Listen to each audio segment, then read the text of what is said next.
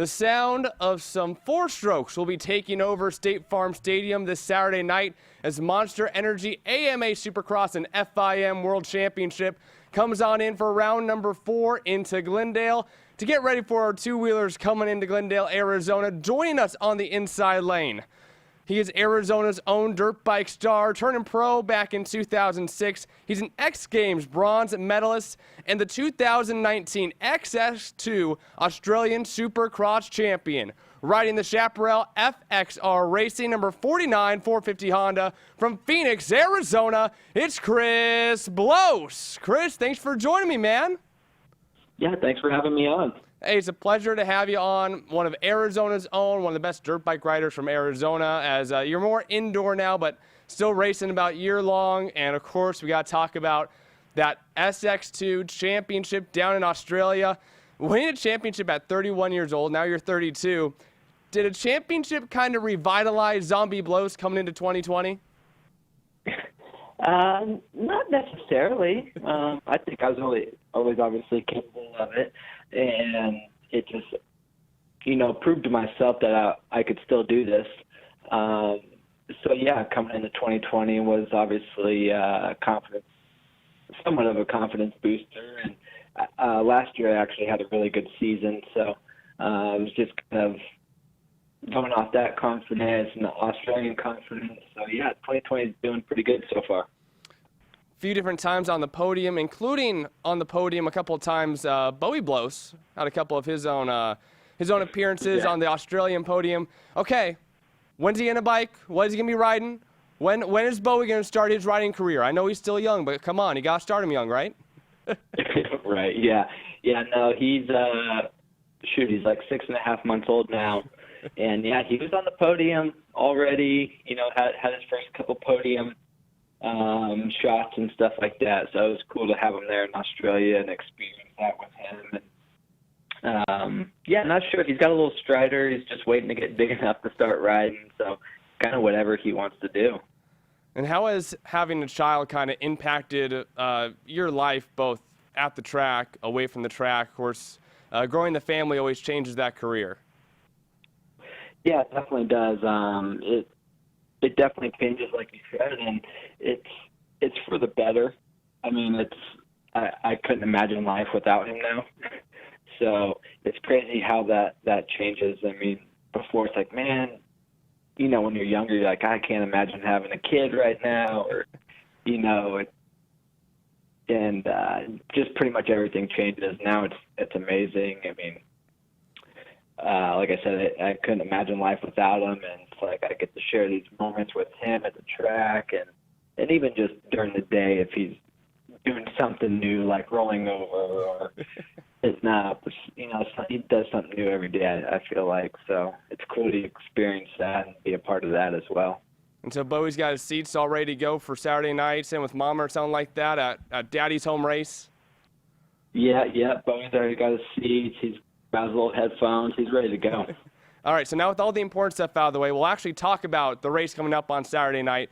Round 4, you mentioned last year you're riding 250 West, now you're riding 250 East. So now you're with all the big dogs in the 450 class when you're here at home at the very least. You rode 450 last year as well. But just looking at the competition this year, your heat race last week at A2, it looked like an A main. Is this the most competitive field that you have competed with, this 450 class this year? Yeah, honestly, this is the deepest field that I've ever, raced in the 450 class. It's gnarly. I mean, if you look at, I don't know, maybe we go through the top 15 riders, that placed last weekend, it's like, man, probably 13 of those riders are all past champions at some point in their career. And it's insane. I mean, like my heat race, it's like, man, I was right there with Osborne for 9th, trying to catch him. It's like, man, Zach Osborne is 9th place. And the dude, he's a bad dude on a dirt bike, He's no slouch at all. So it's definitely the most stacked field, I think, that we've seen in a long, long time. And so now you come home to Arizona, you're riding against those guys in what's going to be the first Triple Crown of the year. What's it like coming home? Last year it was fighting at the beginning of a championship. This year it's fighting just to make 3A mains. What's it like coming home and having that home crowd on your side? Yeah, honestly, it's a love-hate relationship coming to Phoenix because there's so much pressure and everyone wants to see you do good. And the 450 class is obviously super stacked, like we've talked about. And I just don't want to disappoint anybody, you know? It's like, man, I really got to be on my A game in practice because you practice through you qualify through practice. So I really got to be on my A game in that, and then, you know, have 3 solid main events. So, yeah, I'm looking forward to it. But then again, it's like I love meeting all the fans and putting on for my whole home crowd. So, like I said, it's a love-hate relationship. I love it, and I also hate it. And as we come to the Triple Crown, I think you've kind of placed yourself where I think you should be, honestly. You're at the very top of the non-factory riders, and like we mentioned, though, it gives you a top 10 in the heat race, and you're going, well, shoot, that's not quite good enough with all these healthy factory riders. So what is your thoughts on the Triple Crown, especially being in the 450 class for this upcoming Triple Crown? What's your thoughts on how that's kind of changed the regular season, and then for someone like you who's not one of those factory riders who it's almost a gimme that you're going to be in the A main after time of practice? Yeah, it's tough. I mean, like you said, you know, a lot of the factory guys are going to be on it. I mean, you really, like I said, you have to be on your A game going into practice and the main events. I mean, shoot, they're 12-minute main events. So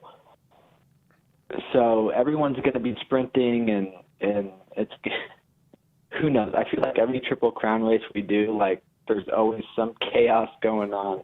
So hopefully I can stay out of the chaos, have 3 good main events, and, yeah, have fun doing it. Talking with Chris Blose here on the Inside Lane, Arizona's own superstar Supercross rider. Before I let you go, Chris, got to do a session, do with every single rider / driver, whatever. It's called Quick Time. Got some rapid-fire questions, looking for some rapid-fire answers in return. You ready to set Quick Time, Chris? Awesome. Yeah, of course. All right, can you think your favorite track that you've ever rode on all time? There's a lot of them because they change all the time, especially in Supercross. Oh, shoot. Favorite track of all time? To ride on at the very least. We're talking outdoors. I'm talking whatever you want. It can be amateurs for all I care. Favorite track that you remember racing on? Oh, man. There's a lot. I'll separate them, okay? I'll go outdoors. I'll say Redbud is probably one of the best tracks I've ridden. And the atmosphere there was just unreal. Second, a favorite Supercross track. Man, I don't know because they change every weekend. Mm-hmm. I don't know. Atlanta's always really good. You got really good dirt in Atlanta.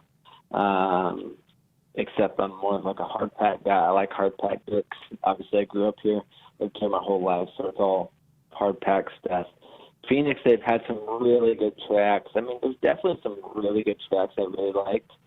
It's kind of hard to say, though, for Supercross. Yeah, there's a lot. It's not like outdoors can typically stay the same. Indoors, every year it's a brand new track. How about this one, though? I got a factual one for you. Was Chris Blose's best Supercross finish, regardless of class, in the state of Arizona, Supercross? At the Phoenix round or just in Supercross in general? Phoenix round, in the state of Arizona, because you've been Phoenix, Glendale, so I try to Arizona in air quotes. Best finish is the 5th in Phoenix.